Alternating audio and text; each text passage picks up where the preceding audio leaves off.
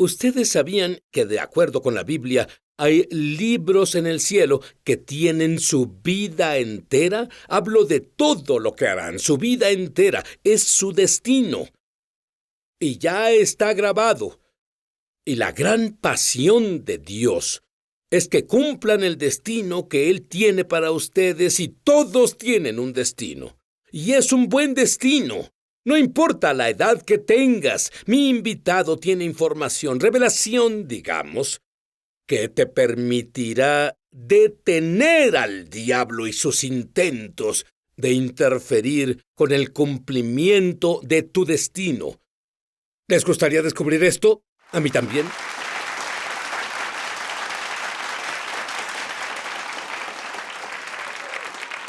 Ahora, mi invitado es Robert Henderson, y ya fue invitado antes, y él habla sobre ir al tribunal del cielo. ¿Puedes brevemente describir eso? Sí, yo creo que hay una dimensión espiritual llamada el tribunal del cielo. En Daniel 7:10, el juez se sentó y los libros fueron abiertos. Y creo que es la tercera esfera de la oración. Porque cuando Jesús nos enseñó a orar en Lucas 11, dijo debemos acercarnos a Dios como padre y amigo. Pero en Lucas 18 agrega, acérquense también como a un juez. Cuando nos acercamos a Dios como padre o amigo, es una relación profunda e íntima. Pero cuando vamos ante Él como juez, se requiere mucha reverencia. Personas están sanando que nunca sanaron antes. Es una revelación asombrosa. ¿Cómo te la mostró Dios? Bueno, salió de mi desesperación y necesidad. Inicialmente tenía un hijo atrapado en depresión y que no solía deprimirse. Estuvo así por 2 años. Y tuve que luchar una batalla en el campo de guerra, en oración, por así decir. Pero de pronto el Señor me susurró y dijo, llévalo a mi tribunal. Y cuando hice eso, con los límites del entendimiento que tenía en el momento, de acuerdo a Romanos 8:26, la Biblia dice, cuando no sabemos cómo orar, Él nos ayuda. Y comenzó a ayudarme. Y Él me guió durante el proceso en el tribunal del cielo. 1 semana y media después, mi hijo llamó y dijo, papá, ¿puedo hablar contigo? Y dije, por supuesto. Y él dijo, no sé qué pasó. 1 semana y media atrás, toda la depresión se fue. Estaba completamente libre, completamente libre. Bueno, oyes esto en todo el mundo, en verdad, de esa revelación. Pero esta última, en realidad, me llega. Pero para entenderlo, dime sobre los libros en el cielo. Sí, de acuerdo con Daniel 7, verso 10, la Biblia dice, el juez se sentó o entra en sesión, está lista para proceder en sesión. Y los libros fueron abiertos. Y hay muchos libros en el cielo, toda clase de libros, pero uno de los libros principales son los libros del destino. Encontramos eso en Salmo 139:16, donde David dijo, viste mi embrión, lo que creo que es el ADN de quienes somos. Estaba escrito en un libro y todas las cosas que fueron luego formadas. Todo estaba escrito en tu libro antes del inicio del tiempo, y lo que las personas no entienden es que tenemos que alcanzar nuestro destino divino para que el propósito de Dios se cumpla en la tierra. Cuando todos somos como el cuerpo de Cristo... Es una sinfonía. Sí, cuando logramos nuestro destino, Él logra su propósito. Bien, ¿cuál es el problema? El problema es que el enemigo usa cosas legales en la esfera espiritual para evitar que lleguemos a nuestro destino. Por eso, Daniel 7:10 dice, el juez se sentó y los libros fueron abiertos, tomará actividad de un juzgado para lograr que lo que está en los libros se aplique en práctica en la vida real. ¿Cuál es la estrategia mayor del diablo? ¿Cuál usa más? Él usa 3 áreas básicas para trabajar en nuestra contra. Primero, en Lucas 22:31, dice que Jesús dijo a Pedro, Satanás desea tenerlos. Bien, esa palabra desear literalmente significa que demandó ponerlos en juicio. Y Satanás estaba consciente de lo que era el destino de Pedro en su libro y que usaría un juicio o un alegato legal en un tribunal para negarle su derecho a tener eso. En otras palabras, él diría ante Dios, tengo evidencia que descalifica a Pedro para su destino. Y Jesús tenía que saber cómo entrar en el tribunal, responder las acusaciones para que Pedro tuviera lo que Dios había ordenado para él y pudiera caminar en el destino que Dios tenía para él. Y hace lo mismo para todos. Tú explicas que hay maldiciones que son del linaje. Si alguien tiene una maldición, dame unos ejemplos de lo que puede ser una pista de que hay una maldición operando en su vida. Lo primero que una maldición hace es crear una mentalidad errónea. Digámoslo así, pensamos incorrectamente sobre nosotros. Tal vez porque hay una maldición de pobreza en la familia y piensan con una mentalidad de pobreza. no creen que Dios quiere que prosperen. O hay una enfermedad en la familia, o hay depresión en el linaje, o hay asuntos de ira en el linaje, y moldea y cambia la forma en que nos vemos. Y una de las primeras cosas que una maldición hace es crear una mentalidad, y cuando esa maldición se rompe o se remueve, entonces somos liberados de esos pensamientos erróneos. Tú dame tu definición de una maldición. Bueno, yo llamo maldición a cualquier fuerza espiritual que sabotee nuestro futuro o éxito. Pues no sé cuántas veces he vivido mi vida antes de descubrir esto, que puede parecer que estoy a un paso de avanzar. Solo que no pasa. Y veo este patrón repetirse una y otra vez, y eso siempre es una señal de maldición. La repetición de un patrón una y otra vez. Hay una maldición operando en esa situación. La Biblia dice en Proverbios 26:2, la maldición nunca viene sin causa.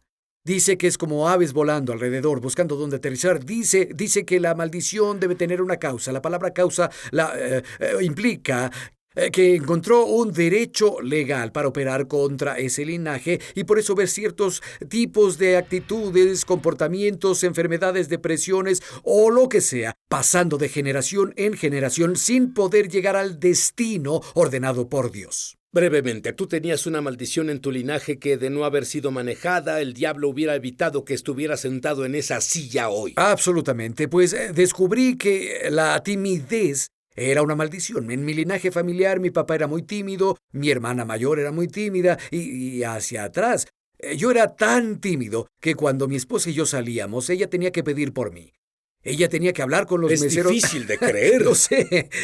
Ella tenía que hablar con el mesero o mesera por mí, porque yo era tan penoso y tímido, y yo no quería hacer eso. Y descubrí, solía pensar que era solo un rasgo de personalidad. No, era una maldición. Si no la rompía, no hubiera podido ser un ministro o un orador. No habrías alcanzado tu destino. Así es. Cuando volvamos, quiero ver que esas maldiciones, esas cosas de linaje, de iniquidad, se rompan en tu vida. Ya volvemos. Hola, Mishpohag de YouTube. Mishpohag es hebreo y significa familia. Soy Sid Roth. Bienvenido a mi mundo, que es naturalmente sobrenatural. Si fuiste bendecido por este programa, por favor suscríbete. Luego haz clic en la campana. Así no te perderás un solo episodio de Es Sobrenatural. Y enseñas que hay 4 grandes efectos de iniquidades, estas maldiciones que se van heredando.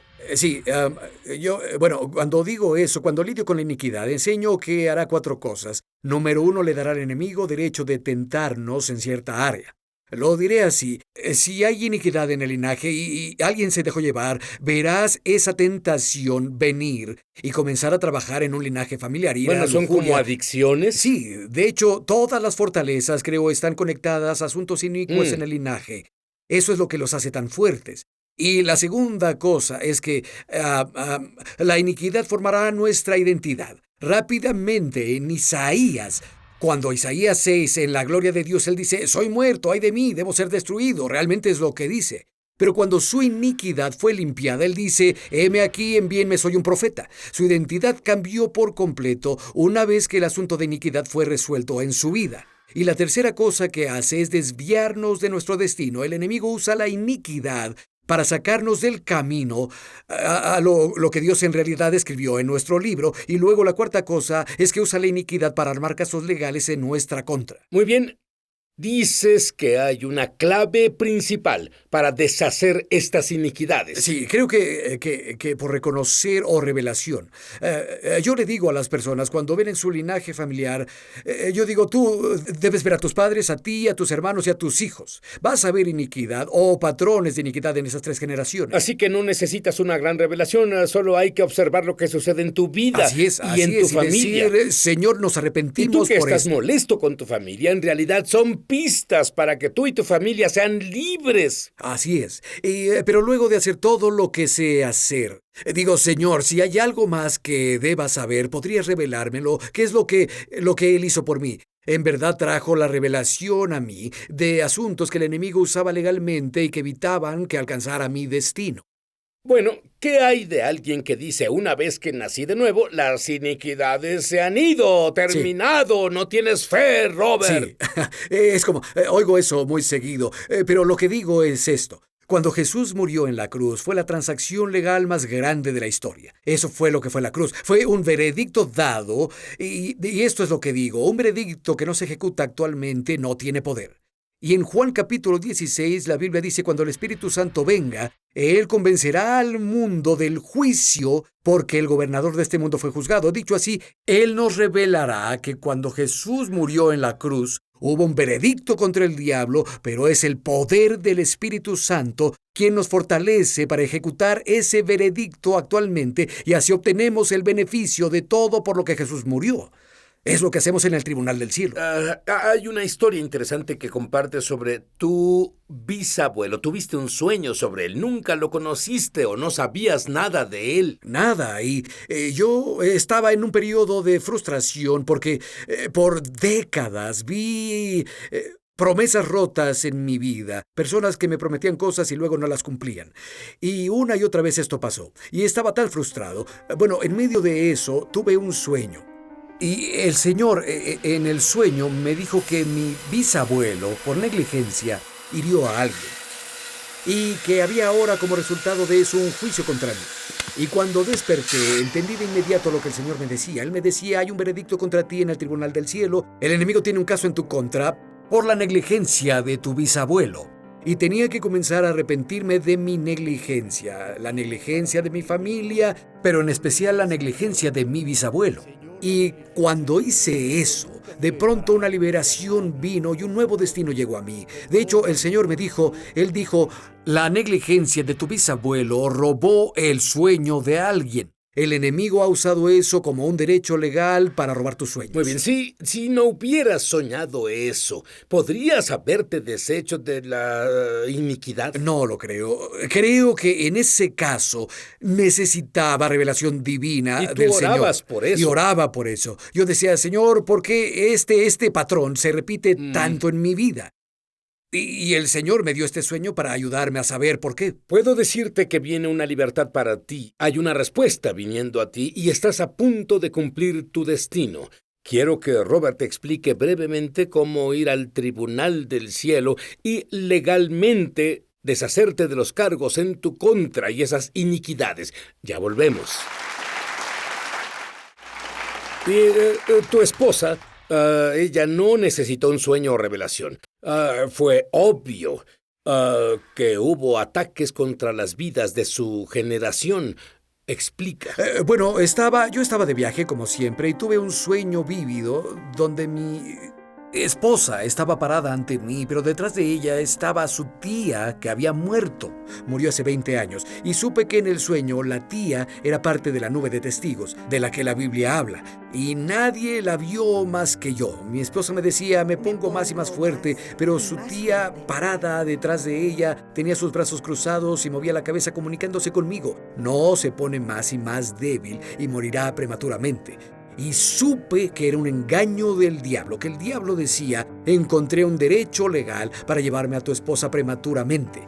Y sabía que debía ir al tribunal del cielo a deshacer ese derecho legal que él exponía en el tribunal que tenía. Entonces lo hicimos, rompimos el poder de la muerte prematura y su madre murió a los 58 y su abuela murió a los 40. Así que estas maldiciones dan un derecho legal hasta que tú legalmente lo rompes. ¿Es esto algo místico? Dime, ¿cuando vas al tribunal del cielo o es solo un acto de voluntad? En realidad, un acto de fe. Dije, Señor, sé que eres un juez y vengo ante tu tribunal. Y entonces yo lo que hago es decir esto, Señor, me acerco a ti como juez y te pido que la corte se abra.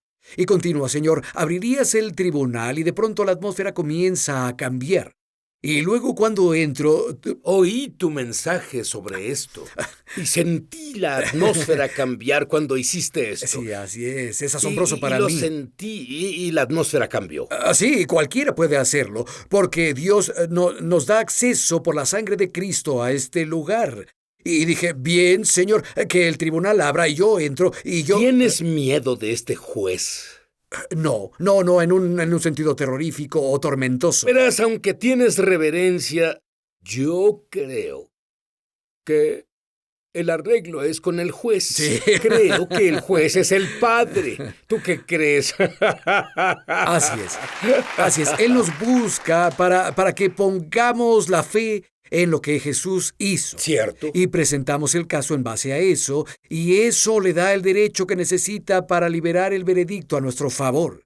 Y yo digo, Señor, presento mi caso, y una de las cosas que hago cuando digo, Señor, solo vengo ante ti, de acuerdo a Romanos capítulo 12, y me presento ante ti como un sacrificio vivo. Si hay algo en mí que necesita ser arreglado, Señor, humildemente me someto a ti. Y tal vez deba arrepentirme por solo unos momentos si permití cosas en mi vida, pero finalmente me permite estar ahí por lo justo que es Él.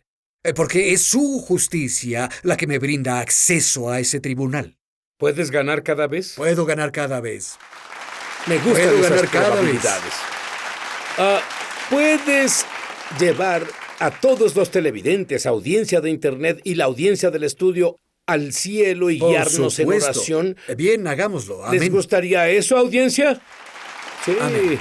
Padre, solo al estar aquí frente a ti, solo quiero pedirte que tu tribunal se abra, Señor, ahora. Venimos humildes ante ti y te reconocemos como Dios, el juez de toda la tierra. Pero decimos que el tribunal se abra y, Señor, por fe ahora, aún al ver las puertas abrirse, Señor, entramos a tu tribunal y venimos. Muchas veces veo una mesa que está ante el trono, y el trono normalmente para mí está muy alto. Nos veo ante el trono en esa mesa y, Señor, estando aquí, solo decimos que si hay algo en nosotros que te desagrada, permitas que tu sangre limpie eso ahora mismo. Ahora mismo. Y, Señor, estando aquí, quiero pedirte que cualquier pecado, transgresión o cualquier iniquidad de nuestro pasado que el enemigo esté usando para presentar un caso contra nosotros, podrías tú, de acuerdo con Colosenses 2:14, podrías hacer que cada acusación en nuestra contra, que no sea contraria, sea quitada del camino por quien eres y lo que has hecho en la cruz. Señor, te agradezco por hacer eso, y que todos los que nos ven ahora, que todo caso en contra de ellos, te pido por la sangre de Jesús, se descarte y se remueva. Y, Señor, ahora que sus peticiones y sus destinos sean sellados y asegurados y se vuelvan realidad para ellos. En el nombre de Jesús. Te agradezco por hacer eso. Amén. Amén. ¿Sabes qué, Robert? Parece tan simple. En realidad es tan Lo simple. Sí, en realidad pues cuando estás ante el Señor y tienes más tiempo, puedes decir, Señor, es como una relación con Él. Pero ¿qué tal si no veo el cielo, no veo la mesa, no veo el tribunal? ¿Funcionará igual? Sí, porque por un largo tiempo no veía nada y obtenía grandes resultados. Y era cuando dije, Señor, quiero ver. Yo he oído y he sentido toda mi vida espiritual, pero, Señor, quiero ver. ¿Abrirías esa esfera para mí? ¿Me dejarías ver? Y al postrarme por fe, estoy consciente de eso, pero no tenía que tener eso. Podía solo moverme por fe basado en lo que veo en la palabra de Dios. Dices que Moisés es un gran ejemplo de esto. Explícalo brevemente. Bueno, Dios dijo a Moisés, quítate del camino, estoy harto de Israel, voy a eliminarlo. Lo recuerdo, no estaría aquí hoy si no fuera por Moshe Rabbeinu. Y Moisés le dijo al Señor, Señor, no puedes hacerlo. Él dijo, tu propósito está en ellos, tu reputación está en ellos, dirán que si los destruyes, que pudiste sacarlos, pero no pudiste llevarlos. Y él dijo, eres un Dios que cumple pactos y serás acusado de no cumplir tu pacto y romper tu palabra. Entonces, en base a tres cosas, Moisés presentó un caso ante el tribunal. Él nunca... Y tal como Moisés hizo eso, presentamos un caso ante el tribunal. Así es. Bien adelante. Sí, así. Pero el caso de Moisés en el tribunal se basó en el propósito de Dios, no en la necesidad de alguien. Y les digo a las personas, cuando entres al tribunal, debes presentar casos, tantos como puedas, basados en el propósito de Dios en el asunto, no en tus necesidades. Tal vez vayamos ante el Padre y amigo con la necesidad, pero en el tribunal, si presentamos un caso basado en los propósitos de Dios, Señor, tu propósito se encuentra en esta persona, en este niño, en esta Dame, situación? dame un ejemplo. Alguien tiene un hijo moribundo. ¿Qué es lo que le Le dirías? diría, Señor, este niño tiene un destino escrito en los libros del cielo. Si este niño Cierto. muere, entonces tu propósito en este niño se perderá. Así que te pido, Señor, por favor, levántate y emite un veredicto para su sanidad, para la liberación de la drogadicción, que sea liberada de la rebelión. Señor, deja que estos poderes se rompan o perderás tu propósito en este niño. Así es como Moisés se dirigía a Dios. Yo oro en el nombre del que está sobre todo nombre, Yeshua HaMashiach Tzidkenu, Jesús el Mesías, nuestra justicia, que tú vas a cumplir tu destino y que ninguna maldición va a prosperar en tu vida. Amén.